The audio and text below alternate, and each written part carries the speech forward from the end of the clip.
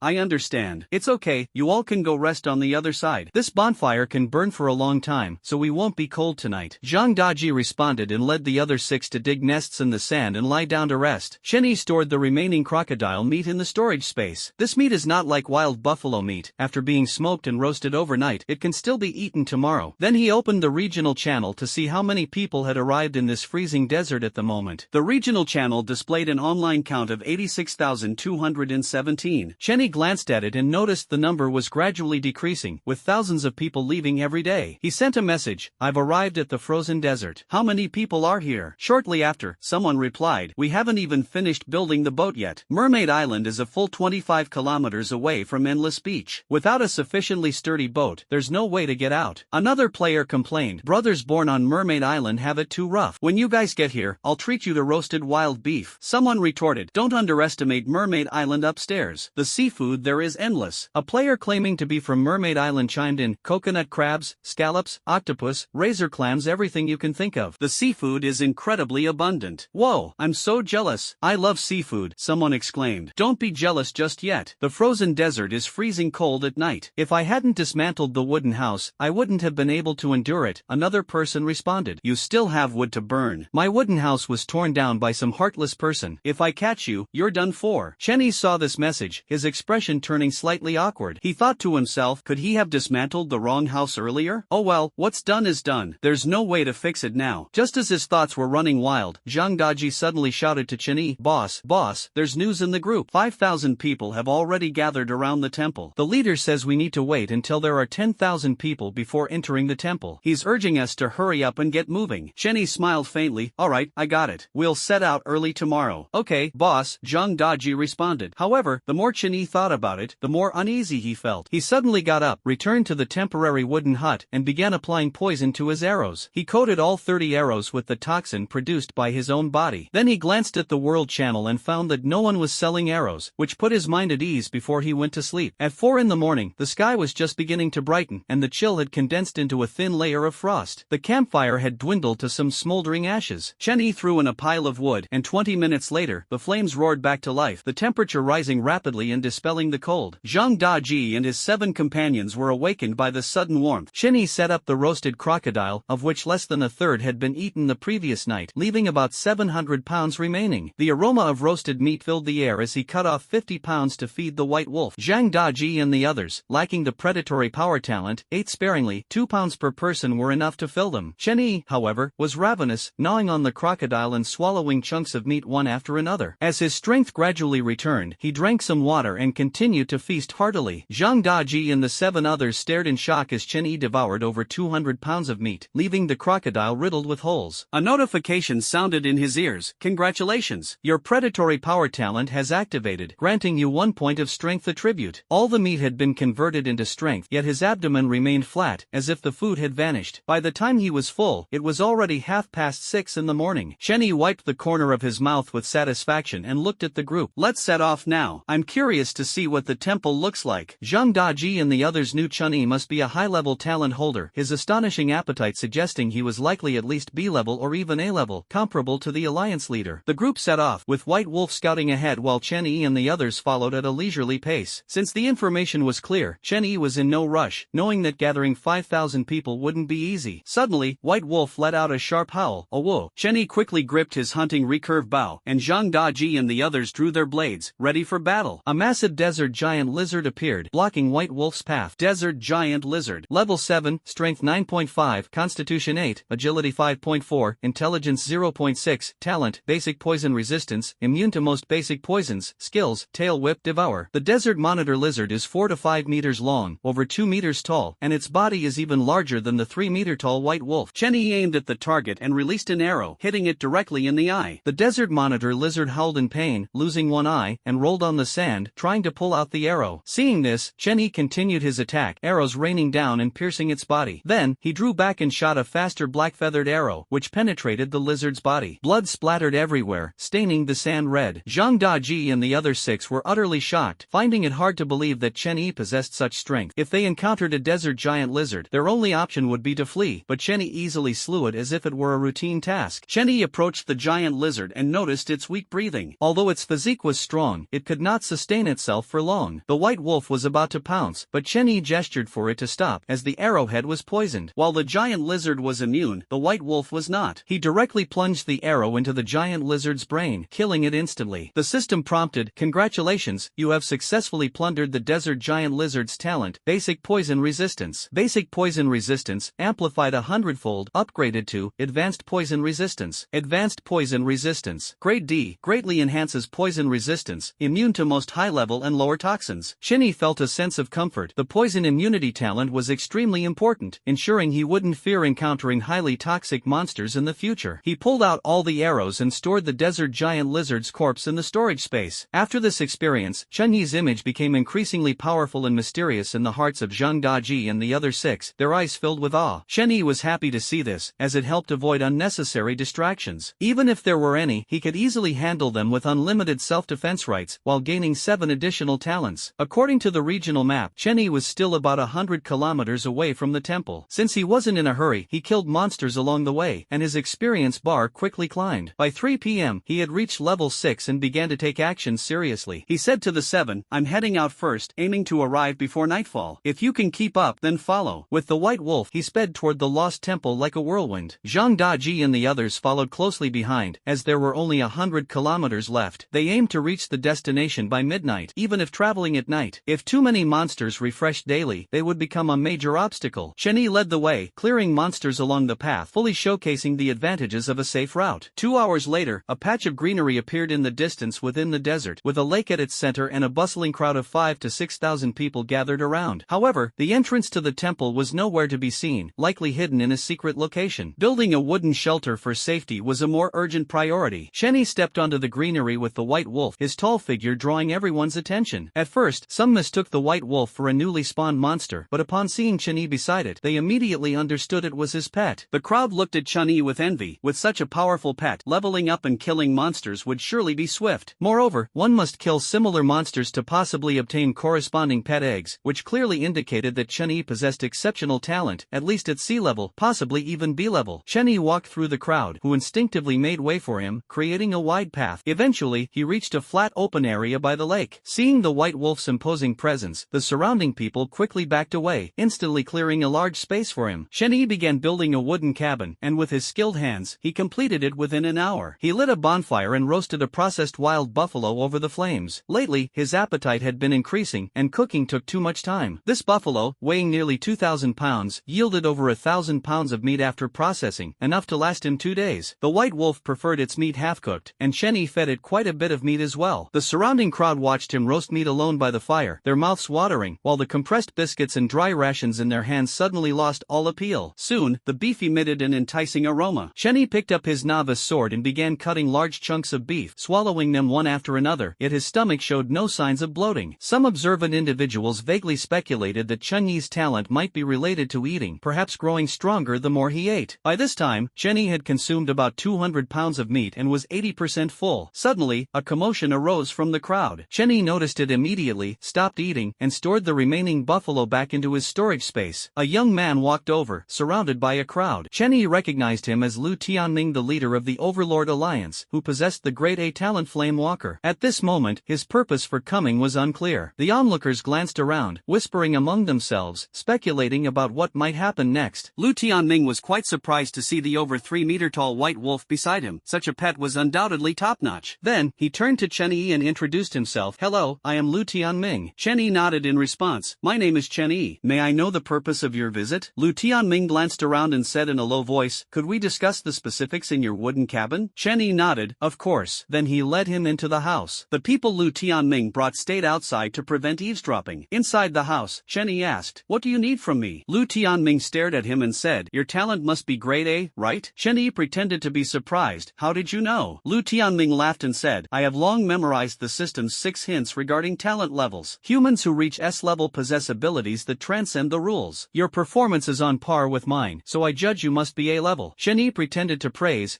as expected of the leader of the Batian Alliance. Lu Tianming was pleased to hear this and softened his gaze. "Are you interested in joining the Batian Alliance? If we high-level talent holders join forces, we can definitely defeat the regional boss." Chen Yi did not immediately agree but instead asked, "Does the temple have any other news?" Lu Tianming nodded. "The cold desert is connected to the endless beach. According to what I found in ancient texts, this place used to be the seabed of the endless sea. The temple is the underwater shrine of the Hydra sea god worshipped by the merfolk. Over time, the sea turned into a desert and the merfolk abandoned the temple. If we can enter, there might be ancient artifacts or even hidden profession transfer scrolls. The area boss may not be here, it could be hiding in the death swamp. The snake riot might be related to the area boss, but only by exploring the temple will we have the strength to challenge the area boss." Chen Yi was surprised upon hearing this and recalled the snake passage, secretly relieved that he hadn't encountered the area boss directly. With his current strength he would be no match. He wondered how Lu Tianming had gathered so much information in just 5 days and suspected whether he might also be a member of the voodoo cult. He probed, "Are you a cultist too?" A trace of surprise flashed in Lu Tianming's eyes before he replied, "No, I just bought a lot of information from a voodoo cultist." Chen Yi nodded. "I also got quite a bit from that cultist. I wonder if we encountered the same person?" Lu Tianming pondered. "Probably. That cultist was short on food, and I exchanged roasted meat for the information." Chen Yi laughed. "So did I." The barrier between the two instantly disappeared. Lu Tianming continued, "In that case, now that everyone's here, let's form a team and enter the Hydra Temple." The two agreed on many matters and added each other as friends. Lu Tianming invited Chen Yi into the Batian Alliance group. Chen Yi learned that there was another B-level talent and 3 C-level talents in the team, making it the strongest configuration in Zone 8888. After Lu Tianming left, Chen Yi instructed White Wolf to guard him and fell into a deep sleep. At 5 o'clock the next morning, he woke up, marking the 6th day since arriving in this world. Everyone was amazed as Chen Yi devoured 300 pounds of meat in one go. The system prompted, predatory power activated, strength increased by 1 point. His current strength reached 18.5, surpassing many warriors. After finishing his meal, it was already 7:30. Lu Tianming privately messaged him, inviting him to head to the temple entrance. Overnight, the oasis had gathered 10,000 people, roughly 1/10 of the area. Chen Yi tidied up the wooden house and walked toward Lu Tianming. 5 highly talented individuals had already gathered there, all above sea level, precisely the team members Lu Tianming had mentioned the day before. Lu Tianming saw Chen Yi and greeted him warmly. "Come, let me introduce you." Chen Yi approached and saw that the group consisted of B-level talent, Healing Hands, Priest Qin Mu, with 5 times the healing effect, proficient in level 5 rejuvenation, capable of treating minor and moderate injuries. C-level talent, Mighty Lifter, Warrior Lei Hu, with a strength growth bonus of 1 point, especially powerful in the later stages. C-level talent, Holy Power, Knight Jiang Haoran, blessing spell effects are doubled, strength blessing can enhance the target's strength, wisdom blessing boosts intelligence, strengthening teammates like Lu Tianming, Lu Xiaochun, and Qin Mu. C-level talent, Ice Control, Mage Lu Xiaochun, initial skill is Ice Spear, capable of slowing and freezing enemies. Ice Control enhances the power of ice spells by up to 100%. With Lu Tianming's A-level talent Flame Walker, fire skill power is increased tenfold, allowing transformation into a fire elemental form, immune to physical and fire damage, with duration depending on mental strength. Chen Yi introduces himself itself, only revealing the effect of predatory power. Everyone marvels at the might of the A-level talent, capable of weakening enemy attack power while strengthening oneself. Facing numerous enemies, piercing the Earth's crust with a single arrow is no challenge. A talent that increases attributes by eating is simply everyone's dream. The introduction concluded, Lu Tianming led the group to the entrance of the temple, a semi-tilted metal door lying on the ground, about 7 to 8 meters wide and 5 to 6 meters high. The door was covered with tentacle-like patterns and embedded with gem-like objects resembling eyeballs, their gaze slanted upward as if drawn by something. Lu Tianming warned the group in the chat to stay on high alert. According to ancient texts, monsters would swarm out the moment the door was opened. He spread false information about a hidden temple area boss to lure the crowd into gathering. Those who received the message quickly packed up their belongings and entered combat readiness. Lu Tianming transformed into a fire elemental form, floating in the air like a fiery demon, with a blue-purple fireball forming in his hand. Boom! The fireball struck the metal door, causing cracks to gradually appear. A barrage of fireballs followed, bombarding the door relentlessly until it could no longer withstand the assault and shattered with a thunderous crash. A sizzling sound came from behind the door, and countless tiny spiders swarmed out like a tide. At the same time, a giant spider followed closely behind, standing 5 meters tall, almost as high as the temple gate. Shen Yi immediately pulled up the attribute panel. Mother of Spiders, Black Iron level boss, level 10, base strength 23.2, base constitution 31.8, base agility 22.1, base intelligence 10, talent, power of reproduction, D, reproduction ability doubled. Skill, brood nest, can create a spider brood nest, hatching 10 small spiders after 10 seconds. With the power of reproduction bonus, hatches 20 spiders. Small spider, level 1, base strength 0.4, base constitution 0.3, base agility 0.7, base intelligence 0.1, no talent. Skill, silk spinning. Seeing the talent possessed by the spider mother, Shen Yi couldn't help but feel speechless. The power of reproduction, this was something he really couldn't use. The little spiders were even worse off, as they didn't have any talents at all. But regardless, they still had to be killed. After all, their sheer numbers made the accumulated experience extremely considerable. At this moment, Lu Tianming had already begun attacking the spider mother. Powerful fireball spells bombarded its hardened body, and the flames scorched its surface black, yet they failed to cause substantial damage. Lu Tianming frowned, surprised at the spider mother's unexpectedly resilient defense. The spider mother immediately spat out more than 10 fleshy balls, which rapidly expanded upon contact with the wind, transforming into small spider nests. Shen Yi shouted urgently, "Quick, burn those spider nests, or they'll hatch more little spiders." Lu Tianming nodded, repeatedly casting fireball spells to destroy most of the spider nests. However, 2 managed to escape, hatching over 40 little spiders. The white wolf swiftly pounced, killing them one by one with its claws, showing no mercy. Over 10,000 people around were also fighting fiercely against the small spiders. Although the small spiders were weak in strength, their numbers were in the thousands, attacking like a tide, causing casualties among the crowd. Shen Yi knew well that only by killing the spider mother could the endless emergence of small spiders be stopped. He quickly drew his bow, firing arrows in rapid succession with remarkable accuracy, each arrow piercing into the thick body of the spider mother. The crushing hand continuously weakened its physical defenses, and the deadly poison Shen Yi had applied began to take effect, seemingly overwhelming the spider mother with its corrosive power. At this moment, Zhang Haoren cast a blessing of strength on Shen Yi, who instantly felt a surge of powerful energy throughout his body. "You have received the blessing of strength." Base strength increased by 2 points plus 20%. His strength skyrocketed, and the arrows he shot gained amplified power, easily piercing through the spider mother's tough hide, leaving only the arrow feathers visible on the surface. Lei, who wielded a white steel greatsword, surrounded by golden light, and unleashed a whirlwind slash, carving a deep wound into the spider mother's abdomen, causing green blood to gush out. The spider mother let out a piercing scream, slashing its front legs violently, leaving a deep gash and spraying blood across Lei Hu's chest. Xin Mu, upon seeing this, immediately cast dual healing spells, unleashing instant healing and continuous rejuvenation simultaneously. Lei Hu's wounds quickly healed, restoring vitality. The mother of spiders refused to back down, frantically producing spider nests, with their numbers surging like a tide. Lu Tianming and Lu Xiaoqun joined forces to clear them out, alternating between fireball spells and ice spear spells. Despite their efforts, a large number of small spiders continued to hatch. The silk spitting skill of the small spiders left everyone overwhelmed, as the spider silk entanglement greatly restricted their movements. Only Lu Tianming, in his flame body state, remained unaffected, as the spider silk burned to ashes before even touching him, leaving him fearless. After exhausting his arrows, Shen Yi quickly switched to black-feathered arrows. Whoosh, whoosh, whoosh, arrow shadows rained down, unleashing immense force. Though the mother of spiders had a robust physique, she was unable to withstand the assault. The arrows pierced deep into her body, stirring her internal organs and spider sacs, worsening her injuries significantly. Vitality vitality gradually waned, and the surrounding small spiders sensed the anomaly, frantically gathering in an attempt to protect the mother. The spider mother even devoured the small spiders in an attempt to recover from her injuries, but her stomach sac had long since ruptured, rendering her unable to absorb any strength. Finally, the spider mother collapsed to the ground, her life extinguished. A ball of golden light merged into Chen Yi's body, raising his experience bar to level 6 at 97%, just a step away from leveling up. The system prompt sounded, "Congratulations on successfully plundering the spider mother's talent, power of reproduction." Power of reproduction, amplified 100-fold, transforming into Iron Kidney. Iron Kidney. Grade B. Effect, immune to kidney deficiency, fertility increases tenfold, and partially removes reproductive isolation among certain races. The sudden emergence of this talent left Chen Yi with a helpless smile. This Iron Kidney talent was truly hard to comment on, but it wasn't of much use either. After all, he hadn't placed much hope in the spider mother's talent, though the experience gain was indeed tangible. After the death of the spider mother, the little spiders lost their leader and scattered deep into the desert. The tide of small spiders quickly receded, and everyone finally got a rare moment to catch their breath. At this moment, apart from the spider corpses left behind, there were no traces of spiders around the temple. Lu Tianming walked to the spider mother's corpse, reached his hand into its head, and amidst the swirling brain matter, a crystal appeared in his palm. Chen Yi was curious, and Lu Tianming explained, "This is an exclusive energy crystal from boss-level monsters, used to restore the energy of enchanted equipment." Chen Yi was surprised to learn about such a thing. No wonder he had missed the corpses of the Wild Bull King and the White Wolf King earlier. If their brains also contained such crystals, they could be used to replenish the energy of his depleted enchanted arrows. Lu Tianming said, "We don't have enchanted equipment, and your arrows were enchanted but have lost their effect. You contributed the most, so it's no problem giving this crystal to you." Everyone agreed unanimously, as the value of the crystal was limited. Lu Tianming handed the crystal to Chen Yi, who carefully examined its attributes. Black Iron Energy Crystal. Remaining energy, 1000. Introduction. Born from a powerful monster, it can replenish energy for energy-deficient equipment. Chen Yi smiled and said, "Thanks." He immediately drew out the arrow, placed the energy crystal on the enchantment pattern, and the arrow automatically absorbed the energy, like charging. 20 enchanted arrows were fully charged, consuming 200 points of energy from the crystal, leaving 800 points remaining. The enchanted arrows once again shone with elemental brilliance, leaving Chen Yi satisfied and greatly empowered. Lu Tianming suggested, "Let's pick a small team to go in first and scout for any dangers." Jiang Haoren scoffed, "Who would be foolish enough to scout the way?" Lu Tianming chuckled, "Offer enough incentives, and no one would refuse to go." The crowd had no objections, and Chen Yi naturally did not want to be a scapegoat, as life is the most precious. Lu Tianming began private messaging, and soon, a 5-person team was invited into the temple. Shortly after, a series of screams came from the entrance. Only 2 members of the team managed to escape, their bodies covered in suction cup-like wounds, with the centers of the injuries appearing to have been torn by countless teeth. Xin Mu immediately performed a healing spell, and the wounds gradually improved. The survivors, still shaken, shouted, "The inside is full of tentacles. Those tentacles not only have eyes but also sharp teeth. Our wounds were caused by them. The others are all dead, drained of blood and turned into dried corpses." Upon hearing this, everyone felt a chill in their hearts, thankful it wasn't them who went in, otherwise, they would have faced the same fate. Lu Tianming asked, "How long after entering did you encounter the tentacles? Where did they appear?" The survivor recalled, "Near a statue in the temple. The statue seemed to have some magical power, and we couldn't help but kneel before it. The tentacles appeared immediately afterward. When the tentacles bit us, there was no pain at all, as if we had been anesthetized." Lu Tianming frowned deeply, "Such a bizarre thing. I have no idea what it is. Sending people to investigate now is unrealistic, but how can we leave empty-handed after entering a treasure mountain?" He turned to Chen Yi and the others, "So, are you ready to go in?" To enter or not to enter had become a difficult question weighing on everyone's mind. Entering would undoubtedly yield a large number of rare items and might even uncover the key method to defeat the area boss. Lu Tianming said solemnly, "It doesn't matter if you don't go in. I can go in alone. The fire elemental body makes me immune to physical damage, so I can remain unharmed even when facing the tentacles." Hearing this, Chen Yi remained silent, though he secretly yearned to explore further. However, since no one had expressed their stance yet, if he and Lu Tianming acted alone, the risks of unexpected incidents would be hard to predict. At this moment, Xin Mu spoke up, "I'll go too. I have healing spells, so the tentacles can't harm me." Shortly after, Lei Hu and the others also expressed their willingness to join. Chen Yi saw this and laughed, "Since everyone is going, it wouldn't be right for me not to go. Besides, I also want to see what exactly is hidden in this temple." The crowd responded enthusiastically, and even those who had been filled with fear earlier couldn't sit still. They shouted, "Take me along, take me along. It doesn't matter who you take me, take me." After all, Lu Tianming had previously spread the news that the regional boss was hidden in the temple. If they defeated the regional boss, they could leave this place. Otherwise, they might have to perish along with this world. Lu Tianming saw this and did not refuse. Instead, he smiled and said, the more people, the safer it is. If I don't let everyone in, it would be hard to maintain my position in the Bat-Ian alliance. He raised his voice and asked, since everyone wants to go in, who will be the first? As soon as he finished speaking, the surroundings fell silent. The miserable state of those few people earlier was still vivid in everyone's minds. Who would dare to be the first to charge into that tentacle-filled darkness? Lu Tianming smiled and said, let's go, we'll go in first. With that, he led Chen Yi and the others straight to the entrance. Chen Yi stood at the back, tightly gripping his hunting recurve bow, a flaming arrow poised in his hand, ready to shoot at the first sign of tentacles. Stepping through the temple's main gate, the smell of decay rushed forth. The murals on both sides of the corridor were modeled, seemingly recounting stories of the past, but they were covered in dense spider webs, making them indistinct and hard to discern. After advancing 30 meters, the six of them arrived at a spacious hall, spanning thousands of square meters, capable of accommodating thousands of people while still feeling vast and empty. At the center of the hall stood a stone-carved statue of a deity, resembling a giant mermaid with legs, its face covered in tendrils like whiskers. At the base of the statue lay three fresh corpses, clearly the three individuals who had entered earlier. The statue emitted a strange psychic force, first affecting Lei Hu, who had the lowest intelligence among them. He involuntarily stepped toward the statue. Seeing this, Qin Mu quickly cast a healing spell, and under the holy light, Lei Hu regained consciousness. He felt a surge of fear and silently rejoiced that he had avoided the same fate as the three others. Meanwhile, the tentacles on the statue began to stir restlessly, stretching out one by one, revealing a massive maw filled with sharp teeth, sending chills down the spine. Whoosh! Chen Yi released a flaming arrow, striking directly at one of the tentacles. The flame exploded instantly, severing the tentacle and spraying blue blood. Lu Tianming, Lu Staochun, Lei Hu, and Zhang Haoren quickly followed up with their attacks. The tentacles were either burned, severed, or frozen. The battle was intense, with various attacks unleashed in succession. Chen Yi breathed a sigh of relief. The tentacles were not indestructible. However, defeating the tentacles did not yield any experience points, leading him to speculate that these were merely parts of some giant beast with information temporarily unavailable. After cleaning the tentacles, a dazzling nine-colored radiance suddenly emanated from beneath the statue's feet, so blinding that everyone instinctively closed their eyes. As the light faded, a treasure chest entirely crafted from nine-colored diamonds appeared before them. Everyone was astonished. Diamond-quality treasure chests were incredibly rare, and no one knew what treasures might be hidden inside. Just as Lu Tianming was about to step forward, Chen Yi stopped him. Wait a moment, let me check if this chest has any traps first. Everyone nodded in agreement. After all, being cautious in an unknown temple was a wise choice. Whoosh! A black-feathered arrow shot out, striking the treasure chest. The arrow was deflected, and the chest remained unmoved. Everyone breathed a sigh of relief. Lu Tianming transformed into a fire elemental form and cautiously approached. Accompanied by a creaking sound, the treasure chest opened. 6 people gathered around, and inside the treasure chest lay 6 items: a scroll, a potion, a necklace, a stone, a skill book, and a longsword. Exactly 1 item per person, seemingly prepared specifically. Chen Yi was slightly surprised. Perhaps this was how the treasure chest mechanism worked, with the number of people determining the number of items. They began examining the items one by one. First, the scroll. Pyromancer Job Change Scroll. Level requirement, level 10. Description: a job change scroll exclusively for mages, allowing them to switch to the hidden class Pyromancer and gain exclusive skills. Without a doubt, this belonged to Lu Tianming, so he accepted it decisively. Lu Tianming said, I won't look at the rest, to avoid temptation. I only want this scroll. Chen Yi continued to look at the potions. Blessing Potion. Effect: permanently increases luck by 1 point. Explanation: a precious potion that can only be used once in a lifetime. Zhang Haoren explained, the effect of my blessing spell is related to luck. The higher the luck, the greater the probability of attribute enhancement brought by the blessing. This potion is perfect for me. No one objected, and Zhang Haoren took the potion and consumed it immediately. Next is the necklace. Resurrection Necklace. Effect: automatically casts resurrection once upon the wearer's death, only once. Qin Mu quickly said, this resurrection necklace suits me best. Priests have low survival rates, and with this, I can save everyone. Everyone agreed. Looking at the stone again. Guardian Stone. Description: generates a powerful protective barrier after infusing mental energy. The barrier's strength is determined by talent. Lu Xiaoqun said, I have high mental energy, and mages need to stay alive. The Guardian Stone suits me. Chen Yi and Lei Hu nodded in agreement. The last 2 items are a skill book and a longsword. The skill book is titled 100 Steps Piercing Yang, Limited Skill. Required profession, Archer. Description: hit rate 100%, powerful single target physical damage and silences the target for 10 seconds. Unable to use skills, cooldown 24 hours, no level restriction. Chen Yi beamed with joy and accepted it without hesitation. This skill perfectly suited him, him. The precision of hitting the mark and the silencing effect gave him a greater advantage when facing bosses. The longsword belongs to Lei Hu. Blood-colored longsword. Damage 15 to 19. Enchantment has a chance to absorb the enemy's life during attacks, restoring your own. Lei Hu is deeply fond of it as the enchantment skill is highly suitable for prolonged battles and teamfights, helping him maintain endurance in combat. Each person obtained their desired item, and Chen Yi quickly learned 100 steps piercing Yang, preparing to defeat the enemy in one strike during future boss battles. He checks his status. Class, Archer. Level, 6, Experience 87%. Base Strength 14.5. Base Constitution, 6. Base Agility, 9. Base Intelligence, 6. Equipment, Hunting Recurve Bow, Precision Ring, Mithril Bracelet. Talents, Infinite Plunder, EX, Beast Blood Boiling, B. Copper Skin Iron Bones, D. Treasure Hunter, D. Bone Resurrection, D. Tenfold Range, C. Crushing Hand, C. Insightful Eye, C. Predatory Power, A. Wild Body, D. Poison Coating, D. Advanced Poison Resistance, D. Iron Kidney, B. Skills, Precision Shooting, Charged Shot, 100 Steps Piercing Yang. Introduction, a powerful archer with exceptional genes inherited from the multiverse. At this moment, Chen Yi had already become a strong figure in everyone's eyes, ready to face the upcoming challenges. Subsequently, Chen Yi picked up the scattered arrows one by one. At this moment, the group began to explore deeper into the temple. Behind the statue, there was a door leading to the inner hall, with the ground covered in traces of dragged dust, clearly indicating that the tentacles had just extended from here. Seeing this, everyone became alert. Upon entering the side hall, they might directly face the owner of the tentacles, a mysterious and powerful monster. If their strength was insufficient, escaping might be the only way out. The group planned their retreat route carefully and cautiously stepped into the inner hall. The scene before them shocked everyone. Inside the inner hall stood 8 statues, each with a unique form, but all were humanoid. The group did not know the authority or names represented by the 8 deities, but the humanoid statues clearly did not belong to the merfolk's belief in the Hydra god, possibly proving that humans once existed in this world. Behind each statue, there was a door, seemingly leading to different secret realms. Lu Tianming said in a deep voice, "There's no way back now. We'll each choose a door to venture deeper. If danger arises, retreat immediately." Except for Lu Tianming, everyone else looked troubled. They did not possess the innate immunity to damage like his fire elemental body. Seeing through their concerns, Chen Yi suggested, "How about I and Lu Tianming act separately, while the rest of you form a group?" Everyone nodded in agreement. Lu Tianming also gave his silent consent. Then, Lu Tianming was the first to step through the door behind a statue. Chen Yi glanced at the white wolf beside him and instructed, "Stay here and keep watch. If you encounter danger, run away immediately." The white wolf nodded and lay down at the entrance to the inner hall. Xin Mu and the others also entered the doors they had chosen. Chen Yi eventually settled on the door behind the only female statue. Upon stepping in, he found the passageway unrefined, paved with irregular sea stones, and extremely rugged. As he moved forward, a whispering sound suddenly arose. This voice was unlike any language Chen Yi had ever learned, resembling the secret tongue of an alien race, subtly affecting his mind. Though not fatal, Chen Yi was still surprised but had no intention of retreating. He thought to himself that since he had gained so much in the main hall, there must be even greater treasures ahead. After walking for half an hour, Chen Yi reached the end of the passageway. It was pitch black, except for a high platform illuminated by a sacred radiance. Atop the platform rested a glowing recurve bow, the very source of the light. Chen Yi's heart surged with excitement. The weapon was clearly extraordinary, likely far superior to his current hunting recurve bow. The importance of a good weapon needed no explanation, so he ascended the high platform without hesitation. The bow's form came into view. Its overall design was similar to the hunting recurve bow, but its entire body radiated the brilliance of sunlight piercing through white jade, resembling an exquisite work of art.